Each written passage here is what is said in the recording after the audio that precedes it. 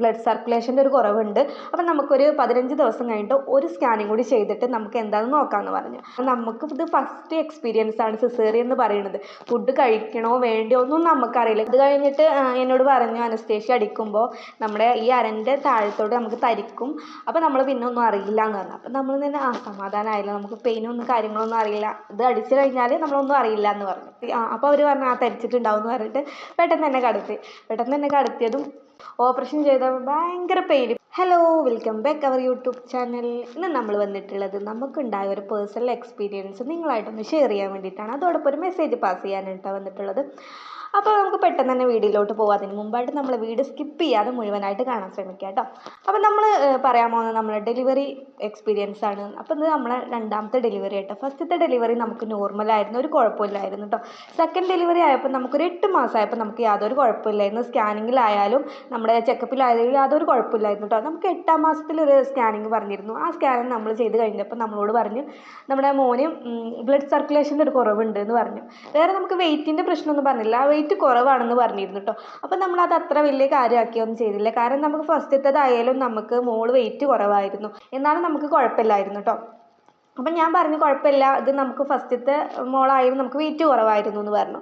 അപ്പോൾ നമ്മളോട് പറഞ്ഞു നമുക്ക് ബ്ലഡ് സർക്കുലേഷൻ്റെ ഒരു കുറവുണ്ട്, അപ്പം നമുക്കൊരു 15 ദിവസം കഴിഞ്ഞിട്ട് ഒരു സ്കാനിങ് കൂടി ചെയ്തിട്ട് നമുക്ക് എന്താണെന്ന് നോക്കാമെന്ന് പറഞ്ഞു. അങ്ങനെ നമുക്ക് മോന് പെട്ടെന്ന് തന്നെ വെയിറ്റ് കൂടാനുള്ള ഇഞ്ചക്ഷൻ അടിച്ചു. അതുപോലെ തന്നെ നമ്മൾ 15 ദിവസം കഴിഞ്ഞിട്ട് നമ്മൾ സ്കാനിങ്ങിനായിട്ട് വന്നു. സ്കാനിങ്ങിന് വന്നപ്പോഴും നമ്മളോട് പറഞ്ഞത് ബ്ലഡ് സർക്കുലേഷൻ പിന്നെ അതേപോലെ തന്നെയാണ് ഉള്ളതെന്ന് പറഞ്ഞു, വെയിറ്റ് കൂടിയിട്ടുണ്ടെന്ന് പറഞ്ഞു കേട്ടോ. അപ്പോൾ നമ്മളോട് പറഞ്ഞു. അപ്പോൾ എനിക്ക് ആദ്യം തന്നെ ഒരു ചെറിയൊരു അനക്കക്കുറവൊക്കെ ഉണ്ടായിരുന്നു. ഫസ്റ്റ് 5 മന്ത് മുതലേ നമുക്ക് ചെറിയൊരു അനക്കക്കുറവൊക്കെ ഉണ്ടായിരുന്നു കേട്ടോ. എന്നാലും കുഴപ്പമൊന്നുമില്ലായിരുന്നു, നമ്മൾ ചെക്കപ്പിലും കാര്യത്തിലൊന്നും കുഴപ്പമൊന്നുമില്ലായിരുന്നു. അപ്പം ഞാനും പറഞ്ഞു ചെറിയൊരു അനക്കക്കുറവ് എനിക്ക് എപ്പോഴും അനങ്ങണതായിട്ട് ഫീൽ ചെയ്യാറില്ല എന്നാണ്. അപ്പോൾ എന്നോട് പറഞ്ഞത് ഒരു 3 ഡേയ്സ് കഴിഞ്ഞിട്ട് അഡ്മിറ്റ് ആവാനാണെന്ന് പറഞ്ഞത്. അപ്പോൾ നമുക്കൊരു 8.5 മാസമേ ആയിട്ടുണ്ടായിരുന്നുള്ളൂ. അപ്പോൾ നമ്മൾ ഇങ്ങനെ അനക്കത്തിൻ്റെ പറഞ്ഞപ്പോൾ നമ്മോട് പറഞ്ഞു എന്നാൽ ഇപ്പം തന്നെ നമുക്ക് അഡ്മിറ്റ് ആക്കാമെന്ന് പറഞ്ഞു.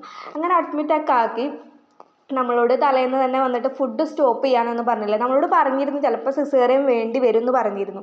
അപ്പോൾ നമുക്ക് സിസേറിയൻ എന്ന് പറഞ്ഞാൽ നമുക്ക് എന്താണെന്ന് കൂടി അറിയില്ല, കാരണം നമുക്ക് ഫസ്റ്റത്തെ നോർമലാണല്ലോ. അപ്പോൾ അതുകൊണ്ട് നമുക്ക് സിസേറിയൻ ചിന്തിക്കാനും കൂടി പറ്റില്ല കേട്ടോ. അപ്പോൾ വന്നിട്ട് നമ്മളോട് റൂമിൽ നിന്ന് വന്നിട്ട് പറഞ്ഞു നമുക്ക് സിസേറിയൻ ആണെന്നൊന്നും ശരിക്കും ഉറപ്പിച്ച് പറഞ്ഞിട്ടില്ല, നമുക്ക് മരുന്ന് വെച്ച് നോക്കാം, നമുക്ക് നോർമലിനില്ല മരുന്ന് വെച്ച് നോക്കാം, എന്നിട്ട് കുഴപ്പമൊന്നും ഇല്ലെങ്കിൽ നമുക്ക് നോർമലായിട്ട് തന്നെ ഡെലിവറി ആക്കാം, അല്ലെങ്കിൽ നമുക്ക് പിന്നെ സിസേറിയൻ ചെയ്യേണ്ടി വരും എന്ന് പറഞ്ഞു. അങ്ങനെ നൈറ്റ് വന്നിട്ട് നമ്മളോട് ഫുഡ് സ്റ്റോപ്പ് ചെയ്യാനൊന്നും അവർ പറഞ്ഞില്ല കേട്ടോ. ചിലപ്പോൾ സിസേറിയൻ വേണ്ടി വരും, ഇൻ കേസ് എമർജൻസി ആയിട്ട് വരും എന്ന് പറഞ്ഞിട്ടുണ്ടെങ്കിലും ഫുഡ് സ്റ്റോപ്പ് ചെയ്യാനൊന്നും നമ്മളോട് പറഞ്ഞില്ല. പിറ്റേന്ന് ദിവസം ഒരു 5 മണിയൊക്കെ ആയപ്പോൾ എനിക്കൊരു ടാബ്ലറ്റ് കൊണ്ടുവന്ന് തന്നു. നമുക്ക് പെയിൻ കില്ലർ, പെയിൻ വരാനുള്ളതാണെന്ന് പറഞ്ഞിട്ട് നമുക്ക് കൊണ്ടുതന്നത്. നമ്മളൊന്ന് കുടിച്ചു ഒരു 10 മണി വരെ നമ്മൾ നോക്കി, നമുക്ക് പെയിനും കാര്യങ്ങളൊന്നും വന്നില്ല. കാരണം നമുക്ക് 8.5 മാസമല്ലേ ആയിട്ടുള്ളൂ, അതിൻ്റെ അങ്ങനെ പെയിനൊന്നും വന്നില്ല. പിന്നെ നമ്മളോടൊരു 10 മണിയൊക്കെ ആയപ്പോൾ നമ്മളോട് ചെക്ക് ചെയ്യാൻ വേണ്ടിയിട്ട് നമ്മളെ ലേബർ റൂമിലോട്ട് വരാൻ പറഞ്ഞു. അങ്ങനെ ലേബർ റൂമിലോട്ട് വന്ന് ചെക്ക് ചെയ്യപ്പോഴൊന്നും നമ്മളോട് പറഞ്ഞു അങ്ങനെ ആയിട്ടില്ല എന്ന് പറഞ്ഞു.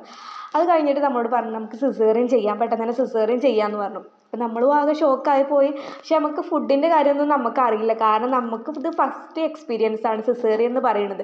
ഫുഡ് കഴിക്കണോ വേണ്ടിയോ ഒന്നും നമുക്കറിയില്ല, കാരണം നമുക്ക് ഫസ്റ്റത്തെ നോർമൽ ആയതുകൊണ്ട് തന്നെ സിസേറിയൻ്റെ കാര്യങ്ങളൊന്നും നമുക്കറിയില്ലായിരുന്നു.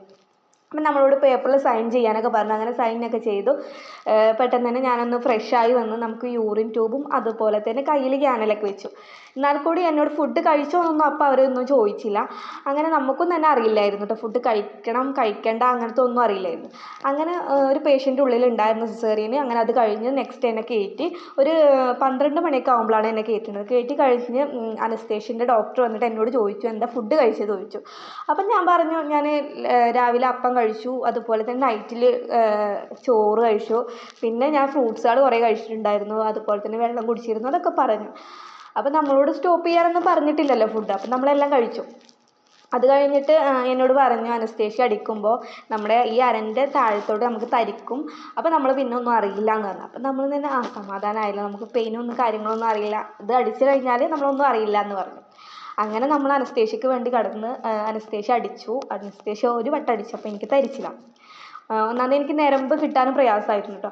പിന്നത്തെ 2ാമത്തെ വട്ടം അടിച്ചു, അപ്പോഴും ധരിച്ചില്ല. അപ്പം എന്നോട് പറഞ്ഞു നമുക്കൊന്ന് ഇരുന്നിട്ട് അടിച്ച് നോക്കാമെന്ന് പറഞ്ഞു. അങ്ങനെ എന്നെ ഇരുത്തി നല്ലപോലെ ഒന്ന് കുനിച്ച് അങ്ങനെയൊക്കെ നിർത്തിയിട്ട് അടിച്ചപ്പം എനിക്ക് കാല് ചെറുതായിട്ടൊന്ന് തരിക്കണ മാതിരി തോന്നി.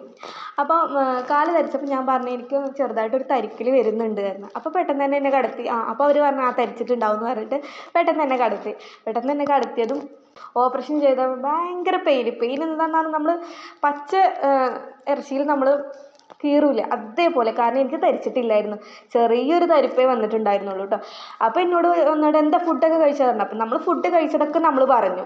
പിന്നെ പുറത്ത് പോയാണ്ട് അവരെന്തോ സൈനൊക്കെ മേടിച്ച് വാങ്ങി. അവരോട് പറഞ്ഞു, പുറത്ത് എൻ്റെ പാരൻസിനോട് അവരോടൊക്കെ വന്ന് പറഞ്ഞിട്ട് നിങ്ങളോട് ആരെ ഫുഡ് കൊടുക്കാൻ പറഞ്ഞത്, തരിച്ചിട്ടില്ല എന്ന് പറഞ്ഞു. അപ്പോൾ അവിടുന്ന് അവരും പറഞ്ഞു നമ്മളോട് സിസേറിയനാണെന്ന് പറഞ്ഞിട്ടില്ല, അല്ലെങ്കിൽ അവർ പറയണമായിരുന്നു നമ്മളോട് ഇത്ര മണിക്കൂറിൽ സ്റ്റോപ്പ് ചെയ്യണം ഫുഡ് എന്ന് പറയണമായിരുന്നു. അപ്പോൾ നമ്മളോട് അത് പറഞ്ഞിട്ടില്ല. അപ്പോൾ അവർ പറഞ്ഞു കുഴപ്പമില്ല നമുക്ക് തരിച്ചിട്ടില്ല അതുകൊണ്ടാണെന്ന് പറഞ്ഞിട്ട് എന്തോ ഒരു പേപ്പറും കൂടി സൈൻ ചെയ്ത് വാങ്ങിച്ചു. അങ്ങനെ സൈനൊക്കെ ചെയ്ത് എനിക്കാണെങ്കിൽ നമ്മുടെ മോൻ എടുത്ത് കഴിഞ്ഞ് നമുക്ക് ആ സ്റ്റിച്ച് ചെയ്യില്ല ആ ടൈം വരെ വേദന ഞാൻ സഹിച്ചു. കാരണം നമുക്ക് തരിച്ചിട്ടില്ല, തരിക്കാതെ ഇനിയിപ്പോൾ കീറുകയും ചെയ്ത ടൈമിൽ പിന്നെ നമുക്ക് നിർത്താൻ പറ്റില്ലല്ലോ. വേദന ഞാൻ കടിച്ചമർത്തി നിന്ന് നല്ല പെയിൻ എന്ന് പറഞ്ഞാൽ നല്ല പെയിനാണ്. സിസേറിയൻ എന്താണെന്ന് ഞാൻ ആ ഒരു ടൈമിലാണ് ഞാൻ അറിയുന്നത് ഇത്രയും വേദന ഉണ്ടാവുന്നത്. പക്ഷേ എല്ലാവരും എന്നോട് പറഞ്ഞത്, എൻ്റെ ഫ്രണ്ടും ഇതേപോലെ തന്നെ ആ ഹോസ്പിറ്റലിൽ ഉണ്ടായിരുന്നു സിസേറിയൻ കഴിഞ്ഞിട്ട്, അവൾ പറഞ്ഞത് അനസ്തേഷ്യ അടിച്ച് കഴിഞ്ഞ് ഞാനൊന്നും അറിഞ്ഞില്ല, പിന്നെ കുറേ കണ്ട് എനിക്ക് ബോധം വരുന്നതാണ്. അപ്പം നമ്മളും ആ ഒരു എക്സ്പീരിയൻസ് പ്രതീക്ഷിച്ചിട്ടാണല്ലോ അതിൻ്റെ ഉള്ളിലോട്ട് പോകുന്നത്. അപ്പം എനിക്കും ഇതേപോലെ നമ്മൾ സൂചി അടിച്ച് കഴിഞ്ഞാൽ പിന്നെ നമ്മളൊന്നും അറിയില്ല. പക്ഷേ ഇതാണെന്ന് അപ്പോഴാണ് ഞാൻ അറിയുന്നത്. കാരണം ഭയങ്കര പെയിൻ പറഞ്ഞാൽ എന്താ നമ്മൾ പറഞ്ഞറിയിക്കാൻ പറ്റാത്തൊരു പെയിനായിരുന്നു. നമ്മൾ ശരിക്കും എണീച്ച് ഓടാൻ തോന്നും നമുക്ക്, പക്ഷെ നമുക്ക് കാല് മാത്രം നല്ലപോലെ തരിച്ചിരുന്നു. പക്ഷെ എനിക്ക് നല്ല പെയിനായിരുന്നു. അങ്ങനെ ആ ഒരു സ്റ്റിച്ച് ചെയ്യുന്ന ടൈമിൽ എന്നോട് മോനെ പുറത്തെടുത്തിട്ട് പറഞ്ഞു മോന് ആൺകുട്ടിയാണ് എന്നൊക്കെ പറഞ്ഞു. പക്ഷെ മോനെ കാണിച്ചു തന്നില്ല. പെട്ടെന്ന് 8.5 മാസം ആയതുകൊണ്ട് തന്നെ പെട്ടെന്ന് NICU ഇടേണ്ട ആവശ്യം ഉണ്ടായിട്ടുണ്ടാവും. അങ്ങനെ കൊണ്ടുപോയി. മോനാണെന്ന് പറഞ്ഞ് മോനെ കാണിച്ചു തന്നതൊന്നുമില്ല. പിന്നെ ആ ഒരു സ്റ്റിച്ച് ചെയ്യുന്ന ടൈമിലാണ് ഞാനൊന്ന് ഉറങ്ങുന്നത്. ഉറങ്ങി. പിന്നെ നമ്മൾ ഡ്രസ്സ് ചെയ്യുന്ന ആ ടൈമിൽ തന്നെ ഞാൻ എണീച്ചു. ഒരു 10 മിനിറ്റ് ഞാനൊന്ന് ഉറങ്ങിയിട്ടുള്ളൂ.